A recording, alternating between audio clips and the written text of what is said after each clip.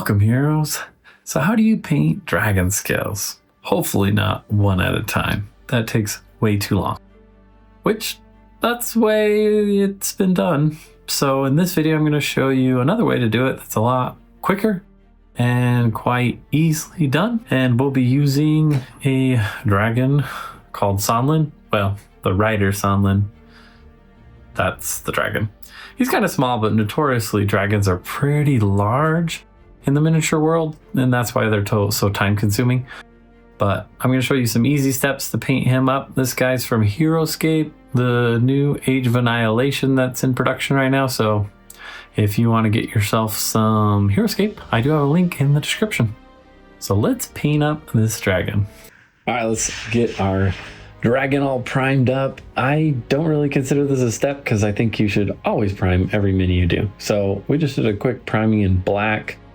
And now we're going to do some dry brushing, which is important for a lot of the speed paints I'm putting down, not specifically for the scales, because we're going to do an undercoat on that, which I'll show you here in a bit. So let's get around and dry brush pretty much everything except for the main body where all the scales are. So we're going to use a little brush too, because some of those areas are just hard to get to. So having a couple different sizes of dry brushes is nice. If you want to get some dry brushes, I do have a link in the description of these ones. But yeah, so these are the spots that we're not going to hit with the dry brushing, but we are going to move from the gray to the white to hit the raised areas. It just helps a lot with the speed paints to give a much better dynamic look.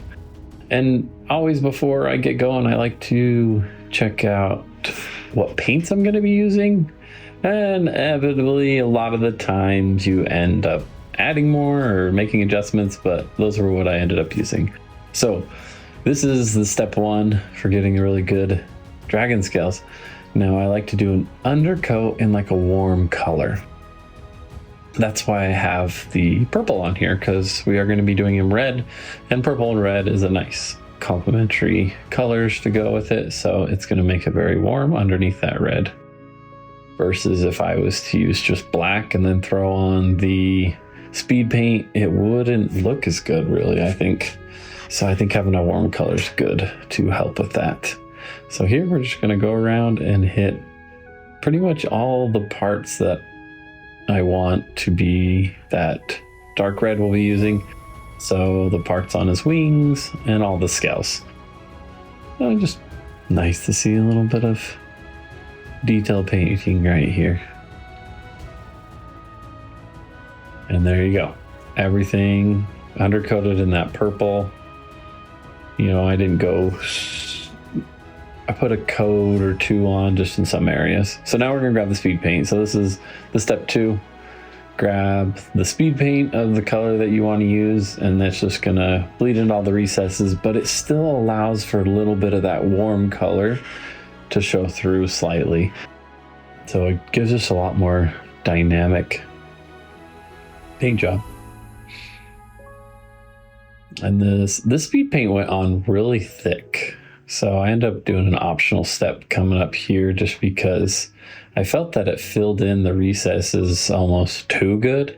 So you couldn't really see into those scales as much as I'd want. But yeah, just paint up every little spot. The speed paint's nice. It's so easy to apply.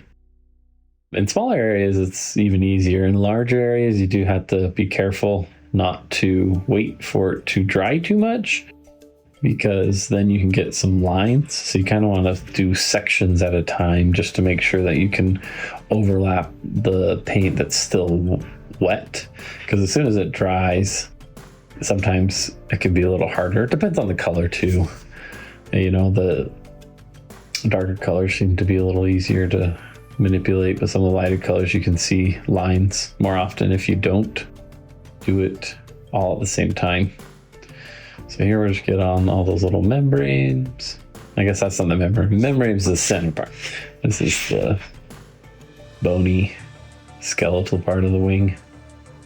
But this dragon is super cool, and I'm very much enjoyed painting him up. There really wasn't too many hard parts. Sometimes on figures there's some hard to reach places, but this one was pretty easy to do. So here's this optional step that I was talking about. That red does look really good, but it just felt like all the cracks in between the scales didn't get dark enough for me and my taste. So I thought, well, let's just grab a dark wash. So really any dark wash you could use. So this is just Army Painter dark wash, but you could use like the Citadel ones too, or whatever you got on hand. Just a dark wash works. So that fills in a lot of those little cracks in between the scales and gives it a little bit more depth, which ends up turning out really nicely. So yeah, this dragon, Solon, super fun figure to play. I have a gameplay video if you want to go check that out of how he works, but he can be really strong. He's a fun figure to play. And while we're here, just mention that, Renegade did send this to me to do a paint up video, so appreciate them very much. They're a really cool company, and it's awesome that they're investing so much into Heroscape so that it's in production. And so you can pick them up, get your own Heroscape now. And I do have a link in the description for an affiliate link if you want to pick up some Heroscape figures that are coming out. They just announced a few common squads that are coming, so I'm pretty excited to see those. We'll see how those turn out and how they change up the game. So now we're going to go on to our third step, and that is the dry brush. So this gives a really good highlight, and with scales, since there's so many little pieces that are like protruding, the dry brush is really easy to use in order to get that effect. And so just everywhere that's red, we're going around and dry brushing every little part. So on the bony parts of the wings and all the scales. There you go, check that out. That looks stunning. I think it turned out really well. I like that dry brush effect. So that's pretty simple how to do that. So we'll continue and finish up painting right here. I just was touching up some of the spots that I accidentally hit with my different colors. So we're just putting a little bit of gray back where I might have made a mistake. So I got some bony matter here. I'm going to do it for his underbelly scales. Just gives a little better look. I don't want to all be red. And now the membranes, for the wings, I just didn't want to use the exact same red, so I just grabbed bright red. So it looks a little different. It's not as contrasting as I would have liked. So I got some skeleton bone, just regular paint, to kind of highlight the underbelly here. Because again, that, just like the wings, it just wasn't doing what I wanted. So on the wings, I wanted to give it a little bit more like skin feel. So that's why I grabbed the Monster Brown and just kind of dry brushed a little bit of that on to all the fleshy parts of the wing, which kind of gave it, it's that reddish, but you got a little bit of that skin kind of color coming through with the brown. So I like the way it turns out. A little bit more contrast. I think it's important to have some more contrasting areas. So there's a little leather strap around his neck. So we grab some hardened leather, throw that down. Pretty simple. And it's really easy to apply that. And it's just pretty much just that one little spot around his neck. But yeah, getting all it's all about the little details that really make a miniature stand out. And you can decide what you want to be the focal point, and that's where you should spend most of your time. So I grabbed some of this red, wanted a different red for his tongue and his mouth. And this was very bright red. So hopefully that stands out compared to his skin, which it does pretty good. Looking pretty good in there. Get the roof of his mouth, the back of his mouth, kind of all the same color. And we'll come back and kind of adjust the inner part of his mouth with another color. And then this little side on here is like kind of inside his mouth skin thing on each side too. And then we grab some white, and I know we did kind of the dry brush effect, so I just added a bunch of white on here, not like completely saturated, and his eyes as well, in preparation for the color that we're going to put down. Same thing with the talons. I just wanted these colors to really stand out. Get all of his teeth white. He's got to go to the dentist. He's been eating a lot of bears. So get his teeth all nice and white. And then we grab a dark wash again, and I'm just going to fill in his mouth with the dark wash, not his tongue, just his mouth part, because obviously it's probably pretty dark in there. You shouldn't be able to see that. And then a little bit of the skin there. And then I go ahead and grab that dark wash and throw it down on all of his talons. And so that just kind of gives it a dirty little look, because he's probably dropping around in the forest getting dirty. Now this green right here, shamrock green, ooh, I think it looked great throwing it down on there. And you can see with that white undercoat under there and a little bit of that shading in those recesses from the dry brush looks really good. And that green is making it pop. So yeah, just get all the horns. We did his eyes. And it looks good. I really like that color. Turned out really well. He's got some little spots under in his elbows too, if you didn't catch that. And then all of his spines down his back and his tail. And then also we're going to get all those little claws on his wings. That looks cool. Yeah, green and red have a great contrast. Oh, I love it. What do you think about it? All right, and then we're gonna grab some black and do his eyes. So usually with eyes, the hard thing about eyes is they're so small. You just get very little thinned out black paint, and usually try to, especially with the animals or monsters, drawing just a nice little line will give you a good eye effect. And you don't want to put it in the center, because then he'll actually look cross-eyed. You put it kind of towards the end. Now we're gonna grab some enchanted steel. It's kind of bluish, and we're gonna put that for his saddle. Let's grab some cameo cloak. Ironically, it's for his cloak, and all the other little green bits he has. Not too many. We're going to do his cloak. His cloak kind of comes around in the front, and then in between his armor on his legs.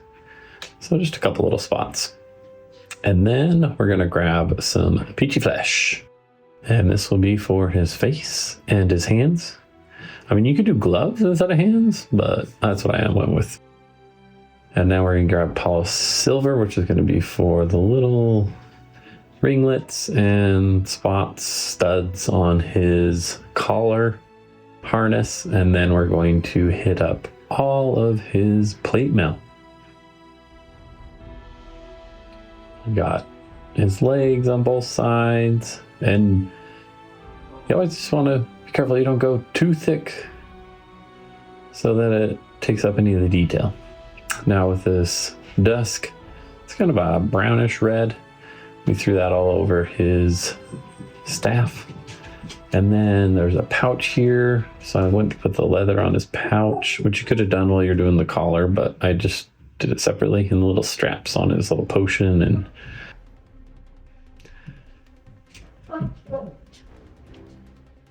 And then I grabbed some gold to do his little trinket things, and then a little bit on the staff, and then there's a few little spots on his armor that looked like they'd be good if they were gold instead of just all silver, so we get a bit of a contrast by doing that. On his little knee pads.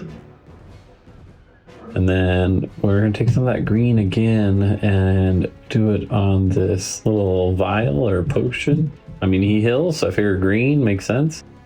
We're trying to take care of his eyes. These eyes didn't turn out the best, but he's got eyes, you know? So I think I had to go back and touch up here and there, but trying to get in there can be difficult sometimes. Now we're trying to put a little black dot or line. Looks a little goofy there, so I definitely got to go back and fix that eye. Got it way too big. Okay, well, I think that's it. I think we're there. What do you think?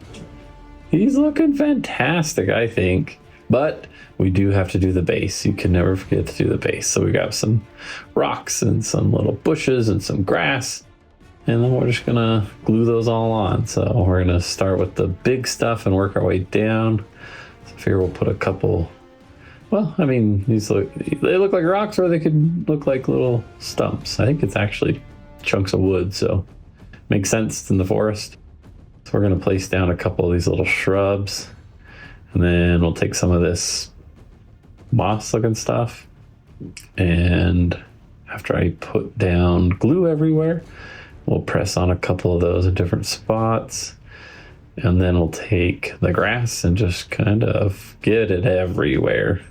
So I just kind of dump it everywhere, and then push it on a little bit with the end of your paintbrush or your finger if you can get it in there.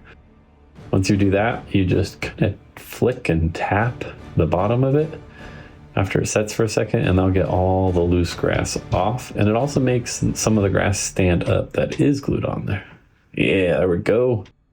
And then I always like to put some kind of varnish on there, rather than satin, so it gives it a little bit of sheen, but it's not glossy and making them super shiny. I think satin's a good middle ground for all that. And it does make the paint more vibrant. And there we go. He is all done. What do you think of his paint job? Do you like it? I think he turned out fantastically. He was very fun to paint. I really like the way he turned out, honestly. Looks great on those Heroscape tiles too. So there's Solon for you, ready to battle. Now, if you want to see some more videos, paint videos, you can check out some videos over on the links here. Or if you want to check out the figures that are out or coming out, you can check out some of these videos too.